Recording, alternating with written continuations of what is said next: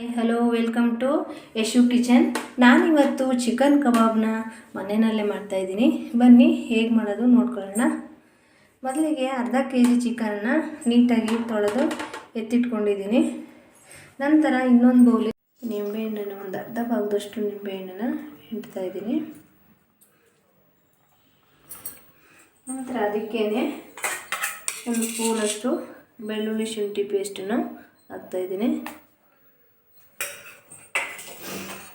ಅದಕ್ಕೆ ಖಾರ ಎಷ್ಟು ಬೇಕಷ್ಟು ಸ್ವಲ್ಪ ಒಂದು 1/4 ಚಮಚದಷ್ಟು ಖಾರ ಪೌಡ್ರನ್ನ ಹಾಕ್ತಾಯಿದ್ದೀನಿ.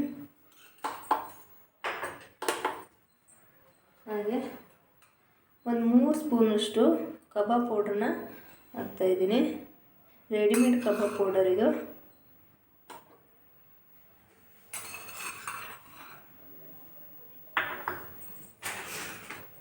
ಹಾಗೆಯೇ 1 ಸ್ಪೂನು ಕಾರ್ನ್ಫ್ಲೋರ್ನ ಸೇರಿಸ್ತಾ ಇದ್ದೀನಿ. ನಂತರ ರುಚಿಗೆ ಎಷ್ಟು ಬೇಕಷ್ಟು ಉಪ್ಪನ್ನ ಹಾಕೋತಾ ಇದ್ದೀನಿ. ನಾನಿಲ್ಲಿ ಮೊಟ್ಟೆನ ಆ್ಯಡ್ ಮಾಡ್ತಾ ಇಲ್ಲ ನೋಡಿ. ನಾನು ಮೊಟ್ಟೆನ ಆ್ಯಡ್ ಮಾಡ್ತಾ ಇಲ್ಲ, ಹಾಗಾಗಿ ನೀರಿನ ಅಂಶ ಇದರಲ್ಲಿ ಇರಲ್ಲ. ಸ್ವಲ್ಪ ನೀರು ಕೂಡ ಸೇರಿಸ್ಕೊಂಡು ಮಿಕ್ಸ್ ಮಾಡ್ತಾಯಿದ್ದೀನಿ.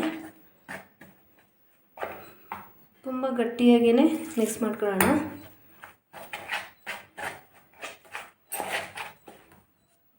ಮೊಟ್ಟೆನ ಹಾಕಿದ್ರೆ ಕ್ರಿಸ್ಪಿನೆಸ್ ಅನ್ನೋದು ಇರಲ್ಲ, ಹಾಗಾಗಿ ನಾನು ಮೊಟ್ಟೆನ ಹಾಕ್ತಾಯಿಲ್ಲ. ಸಾಮಾನ್ಯವಾಗಿ ಕಬಾಬಿಗೆ ಎಲ್ಲರೂ ಮೊಟ್ಟೆನ ಹಾಕ್ತಾರೆ ನೋಡಿ. ಈ ಕನ್ಸಿಸ್ಟೆನ್ಸಿನಲ್ಲಿ ರೆಡಿ ಮಾಡ್ಕೊಂಡಿದ್ದೀನಿ. ಇದಕ್ಕೇ ಈ ತೊಳೆದಿಟ್ಕೊಂಡಿರೋಂಥ ಚಿಕನನ್ನು ಸೇರಿಸ್ತಾ ಇದ್ದೀನಿ. ಚಿಕನನ್ನು ಒಂದು 2-3 ಸಾರಿ ನೀಟಾಗಿ ತೊಳೆಯಬೇಕಾಗುತ್ತೆ.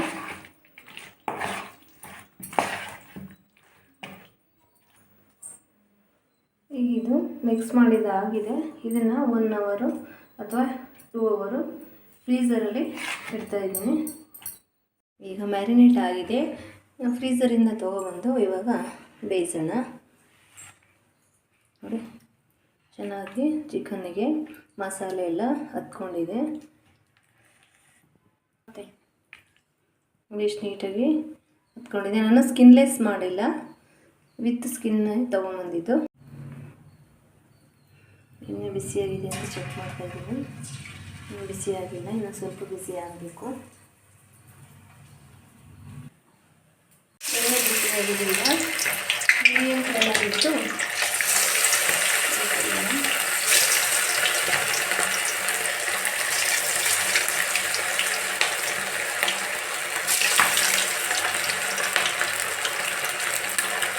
ಅವನ್ನ ಮೀಡಿಯಮ್ ಫ್ಲೇಮಲ್ಲೇ ಇಟ್ಟು ಬೇಯಿಸಬೇಕಾಗುತ್ತೆ.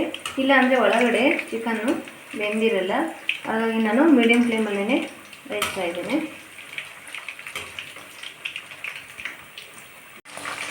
ಬೆಂದಿದ್ದಾಗಿದೆ ನೋಡಿ.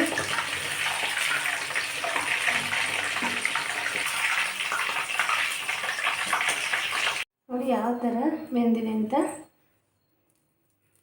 ನೋಡಿ. ಜಲ್ಲಿ ಜಲ್ಲಿಯಾಗಿ ತುಂಬ ಚೆನ್ನಾಗಿ ಬಂದಿದೆ. ನೀವು ಒಂದು ಸಾರಿ ಟ್ರೈ ಮಾಡಿ ಹೇಗಿತ್ತು ಅಂತ ಕಮೆಂಟ್ ಮಾಡಿ. ವಿಡಿಯೋ ಇಷ್ಟ ಆದರೆ ಲೈಕ್ ಮಾಡಿ, ಶೇರ್ ಮಾಡಿ, ಹಾಗೆ ಸಬ್ಸ್ಕ್ರೈಬ್ ಆಗೋದನ್ನು ಮರಿಬೇಡಿ. Thank you for watching.